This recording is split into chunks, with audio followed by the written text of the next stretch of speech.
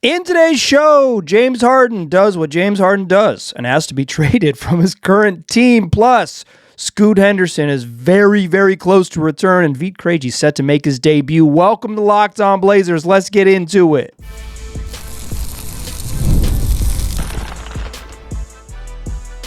You are Locked On Trailblazers, your daily Portland Trailblazers podcast, part of the Locked On Podcast Network. Your team every day. What's up, world? It's your past first point guard and Trailblazers reporter, Mike Richmond. You're listening to another episode of Locked On Blazers, part of the Locked On Podcast Network, available wherever you get podcasts and also on YouTube. Thanks for making this show your first listen, coming at you each and every weekday, Monday through Friday. So make it a part of your daily routine. Make it first listen. Tell your friends to do the same. Locked On Blazers, your team every day. In today's show, it's a little bonus episode. We're talking James Harden, who's doing what James Harden does. He wants to be traded. It's time. James Harden's meter has run out, and he needs to be traded from his incumbent team. That is how this works. The James Harden meter has run out. So we'll talk about that. Plus, the Blazers set to face the Phoenix Suns, trying to snap a 5-game losing streak. They're going to get at least some reinforcements, but we have updates on others. We'll talk about who's going to be available in that game. And Scoot Henderson, who, if you listen to yesterday's program, you know is very, very close. He is very, very close. Plus, he talked to the media about how close he actually is. Let's just some housekeeping up front before we get into the James Harden stuff. We'll start there. This is going to be function as kind of a bonus episode. If you're looking for the two most recent episodes for this week, this is if you're new here, 5 days a week, wherever you get podcasts, we come out Monday through Friday right here on Locked On Blazers. But I recorded 2 episodes on Sunday, and those are going to function as your Monday and Tuesday episodes. They're in your feeds waiting for you. We talked about the Blazers' most recent game, Denny Avdija making the All-Star team and dealing with an injury that has kept him out and really limited him as of late. Plus, the Blazers' recent rumblings, how they could potentially get involved in a Giannis Antetokounmpo trade, although it's a long shot. Plus, them acquiring Vit Krejci, who's going to set to make his debut against the Suns. Those are in your feed, so go check those. Let's get into the actual news here. This evening, as I'm recording this, Monday evening, Chris Mannix of Sports Illustrated around 8 p.m., about 8:20 maybe p.m., 8:05 p.m. Pacific time, breaks the news, the big news, truly out of nowhere news in a slow NBA trade deadline that the Cleveland Cavaliers and Los Angeles Clippers, I'm quoting here from Mannix on SI, the Cleveland Cavaliers and Los Angeles Clippers have had advanced discussions on a deal that would send James Harden to Cleveland in exchange for Darius Garland. Whoa, that is out of nowhere. The Clippers are the hottest non-Charlotte team in the NBA. They're probably playing as well as anyone since December 1st or whatever in the league. They've been hooping. James Harden has been excellent this year. Didn't make the All-Star team, but he's been great. Certainly has had a better year than, say, current NBA All-Star LeBron James. And for my money, he's had a better year than Devin Booker. He's been great. He's been really, really, really, really good this year. And sure, he's old, but he's helpful. But he remains James Harden, and he can't stop being James Harden. For what appears to be the umpteenth time in his NBA career, he has asked his current team to trade him because that's what James Harden do. So, he gets traded from OKC to Houston, sort of not totally against his will. I think one of the reasons he got traded is because they were a little worried that James Harden was not going to be cool being the sixth man for a long period of time. That and Kevin Durant got the Rose Rule extension. They were going to be a little more expensive, but I think there was a big part of sort of even young James Harden understanding his ego, right? Then he spends 8 years in Houston and solidifies what is going to be a Hall of Fame career, right? He's incredible with the Rockets. And then after that stretch in Houston, he spent parts of 2 seasons in Brooklyn, not a full season either places, parts of 2 seasons in Brooklyn, a season and a half in Philadelphia, and now 2 plus 2.5, 2 2/3 years with the Clippers before demanding a trade. It's what he does. In the grand scheme of things, this is a fairly standard superstar playbook. James Harden this summer signed a 1+1 contract. That's 1 year with a player option for the following year. He didn't get a contract extension. He didn't get a long-term deal. And because when players don't get paid and probably realize as you get deep into the season that they're not going to get paid, they get mad and want to go a place to get paid. And Harden is 36 years old. He'll be 37 when the NBA season starts next year. year. He's still a force, but he's also a player in the latter half or in the second half of his 30s. And so like this is a big deal just because it's a shakeup of quality players. Darius Garland, if this is how the trade eventually goes down, or if something similar to it, I tend to think when multiple folks had this that aren't like the big NBA newsbreakers. Chris Mannix had it, and Kelly Iko had it before ESPN had it, and quite frankly, ESPN has really soft language on this. Shams Charania reported that like both sides are in agreement to find Harden a new home. And then in the story that was on social media, and the story is actually written on ESPN, the Cleveland Cavaliers are one of the teams expressing serious interest in Harden. That's like what ESPN has. Like they're soft playing it, right? That's just sort of water carrying word salad that is the currency of ESPN's NBA reporting. But when other folks tend to have it, you tend to think like, yeah, this is probably pretty far along. Like when it doesn't come from the big newsbreakers. Obviously, Mannix is a veteran reporter who's been in the game forever. I tend to think this is probably pretty darn close, if not almost guaranteed to happen. Harden did not play tonight for the Clippers. Was out for the game. That's Harden, excuse me, for the Clippers. Darius Garland hasn't played since January 14th, dealing with a toe injury. He's missed 25 games this season. Like he's 10 years younger than James Harden. He's a 2-time All-Star in the East. Probably should have made it 3 times. Probably should have made it during the 2023 season as well. When Darius Garland has been available, when he's finished seasons and played 65 plus games, pretty much every year since his first All-Star season, when he's played more than 65 games, he's been All-Star good. Like he's a really, really, really good young player. Availability is a problem, and he's like a smaller guard and a smaller offense first guard, and that's not the sort of, you got to be really good to make that sort of archetype work in the league, and maybe he is. Certainly he's very talented, but like,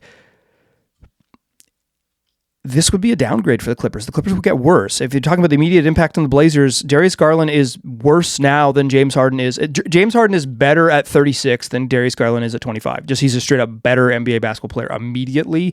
Obviously, you're betting on maybe the next several years, but like when you're doing the Kawhi timeline, thinking like with the way the Clippers should operate, thinking more than say like 6 weeks out at a time seems bonkers to me.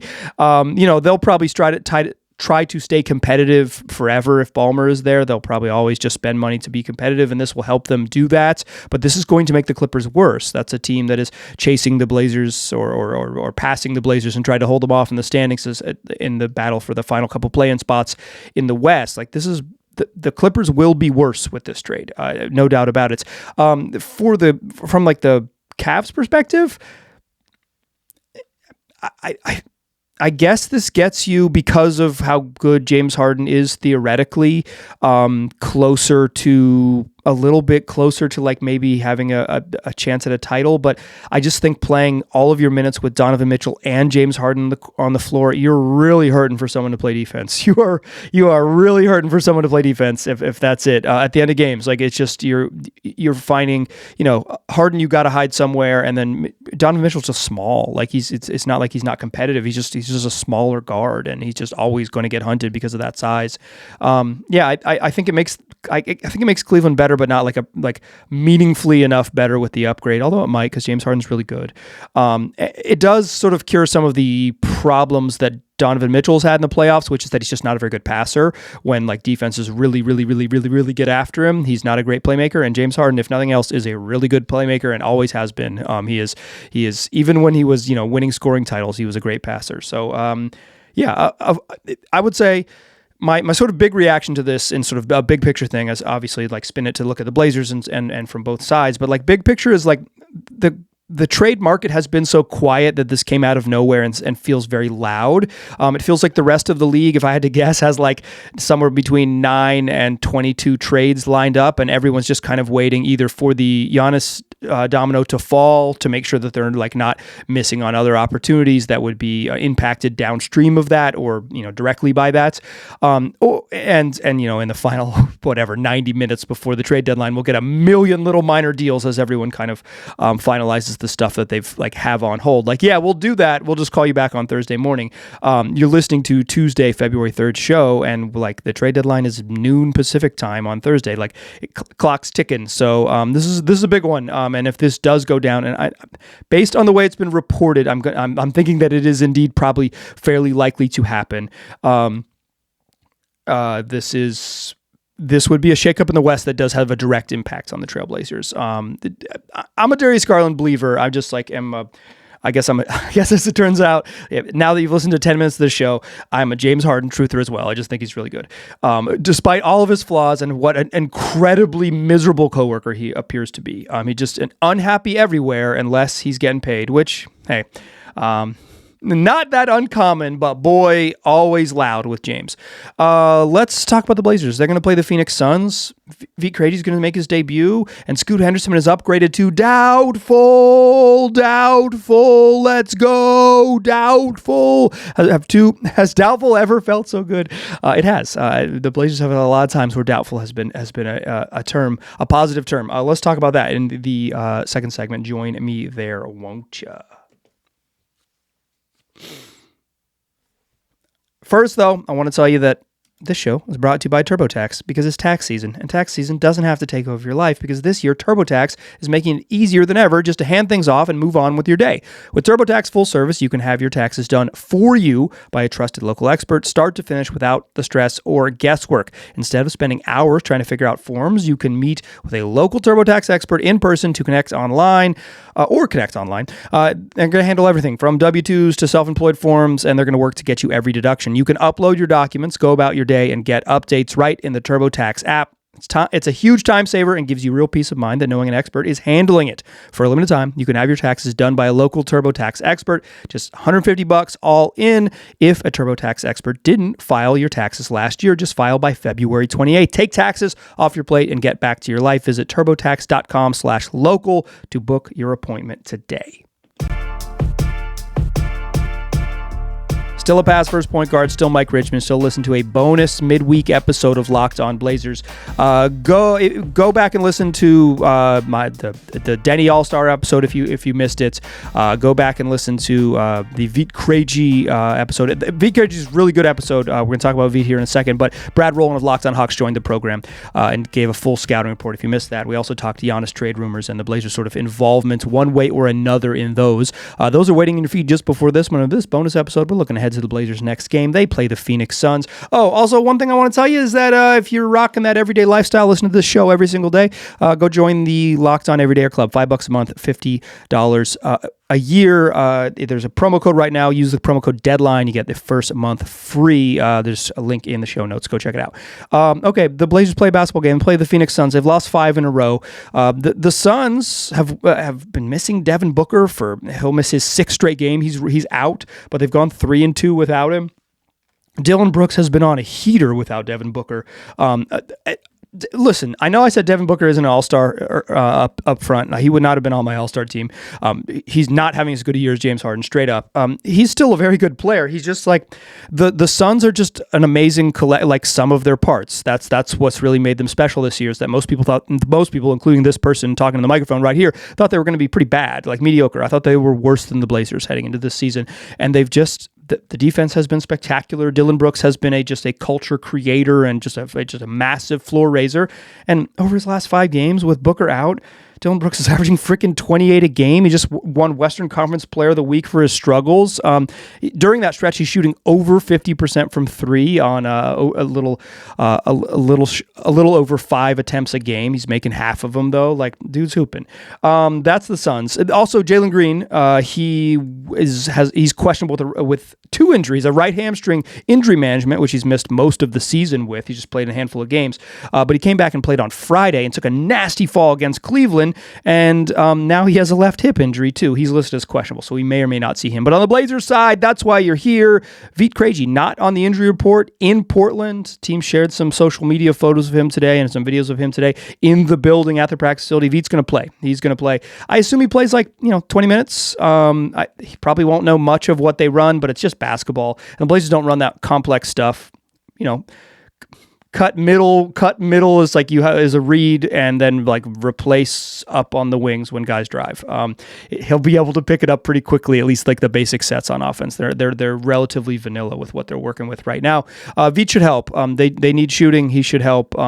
We'll see kind of what his role is moving forward, and when they're whole, I think it'll be curious. But I imagine I imagine we'll get 20 plus minutes of Vit for sure. It's also on the injury report, Denny Avdia listed as doubtful. He's dealing with what they're terming a lower back strain. I guess for those of you who are like really following this closely, so Denny Avdia gets hurt against the Knicks, and he was out with following that injury with a lower back soreness, and then he left the game against the Heat early. He left like 2 minutes into the second half, and since then he's been listed on the injury report with a lower back strain. So move from soreness to strain. I think it's important in the way that the Blazers handle injuries to pay close attention to the language they use, because they're not going to tell us anything else. Denny himself doesn't really want to tell us anything else. But it is what it is. So Denny doubtful. I don't think he'll play. I really don't, because he was listed as questionable in the last game and he didn't play. To hear him talk after the game, he felt like he seemed a little more frustrated with the injury than the last times we'd spoken to him. Defiant that it's not a big deal, but not like someone who's like, I'm fine, I'm going to play. Much more cautious about the way he answered things. I don't think Denny will play. That's a guess. Typically, the Blazers have not had guys shake off the doubtful tag. That is not this. From my tracking this season, no one has been listed as doubtful going into the game and been played. Obviously, the terminology could change in the morning from doubtful to questionable, and that'd be different. But if he shows up to the gym with a doubtful designation, I bet he will. I would be very surprised if he played. Drew Holiday questionable for personal reasons, and then. On Sunday, Thiago Splitter said that he expected Drew just for it to be a one-game thing. He was going to miss a game with whatever personal matter he was dealing with. So Drew, I anticipate Drew plays. If he's in the building, I bet he'll play. So we shall see. I think questionable is that's probably truly a 50-50 split. And the big one though, Scoot Henderson, doubtful. Let's go. So Scoot Henderson hasn't played a basketball game all year. In fact, Scoot Henderson hasn't played an NBA basketball game in 10 months. Since the end of March in 2025. We're now at the beginning of February in 2026. 10 freaking months without playing a basketball game. Got hurt at the end of September. He was supposed to miss 10 weeks. He's going to miss 18 weeks. On Sunday, Thiago Splitter said when Blake Wesley made his debut that Scoot was like just behind him, that he was at their practice facility running sprints. And then sort of if you're reading between the tea leaves, I don't think that's how you do it. If you're reading the tea leaves, when Blake Wesley spoke to reporters after the game, he said in the locker room that like what he had done was play 3-on-3 and 4-on-4 and go full contact. He didn't mention 5-on-5. Splitter did, but Blake said 3-on-3 and 4-on-4, and then he said, and then I was at the practice facility getting extra wind sprints in to like. To sort of get right. And then Splitter said, Scoot on Sunday, Splitter said, Scoot this morning, this is kind of set in separate conversations. They did not hear each other say this. Scoot this morning was at the practice facility running sprints and getting right. It's like, oh yeah, if he's right behind Wesley, he's following the exact plan. Scoot told Joe Freeman of the Oregonian on Sunday evening, he said, quote, Scoot said, I quote, and I quote, Scoot said, I feel amazing. I'm ready. When Scoot spoke to reporters at practice today, he did not commit to playing on Tuesday. He did mention that it is indeed his birthday and that he would be a fun season debut, but he's officially listed as doubtful. Typically how the Blazers have done it is from guys who are out, so they go to doubtful, they don't play a game, and then they go to questionable the following game, or questionable before, doubtful to questionable, out for a long period of time, doubtful, questionable. That has been the sort of the line of how injuries returns have worked for the Blazers in recent, multi-week injuries. Jeremy Grant, Drew Holiday. So I think like if you're reading how they have typically handled the language, Scoot Henderson's probably not going to play Tuesday against the Suns, but he'll likely make his debut sometime this week. The Blazers play back-to-back Friday, Saturday against the Memphis Grizzlies. It would be surprising if Scoot's NBA debut included playing both sets of both parts of a back-to-back set. I would be surprised by that. But certainly he could play, like 12 minutes in his NBA debut and, 15 the next night. It happens. I believe Matisse Thybulle made his debut after missing 65 games last year and did something very similar, played in back-to-back games. So yeah, it can happen. It can happen. But I would say Scoot doubtful. It probably means just the way the Blazers have done it, not going to play on Tuesday, but that means this weekend we'll finally get the Scoot debut of 10 months in the making. It's just a big stretch for him. He might not have enough time to really make the impression that he wants, because it's going to take him time to ramp up, right? You can't simulate NBA conditioning. So it's going to take him, 2-3 games to at least to feel like you can run around with NBA athletes. It's going to take him, longer than that, probably to get comfortable in kind of playing with everyone and where he fits and the plan and all of those things. And then they're going to have the All-Star break, and then this is going to be a lot of stop and starts for him. He's going to have a very small window during the sort of weird part of the season, the sort of the off ramp of the season for many teams, and for other teams, the sort of serious time of the year where they're just we have to get healthy because we're going to play a 10-week playoff run and make the NBA Finals. Teams just sort of operating at very different frequencies, and so it'll be a chance for Scoot, to prove that so the big talk for him coming into the season was real and that he's ready to hoop and all of those things. But it's not ideal, but I am really ready to see what Scoot looks like. I think the style of play fits, but style is not execution. So while stylistically, I think this is a really nice fit. I think skill set wise, they really need guys who can dribble and pass. And if Scoot can do anything on the court, it's dribble a little bit and get to some spots and then make plays. He's a willing and smart passer. I think those skills are desperately needed on this team. And we'll see what other stuff he's kind of is able to add in a important year 3 heading into the final stretch of the season. So big night. I don't think it'll be Tuesday, but obviously after that game, I'll have you covered for everything that happens. Late tip-off, 8 p.m. tip-off against the Suns, and then that's what we do 5 days a week wherever we get podcasts. So come back for that one next time you hear my voice. We'll recap the Suns game and talk about any big trade news that has possibly happened. Thanks for listening to this bonus episode. If you missed other big news stuff, it's waiting in your feed right before this one, wherever you get this podcast. And that's the deal, because this podcast comes out everywhere you get podcasts. It's also on YouTube. Tell your friends about the program. I appreciate you listening. I will talk to you soon.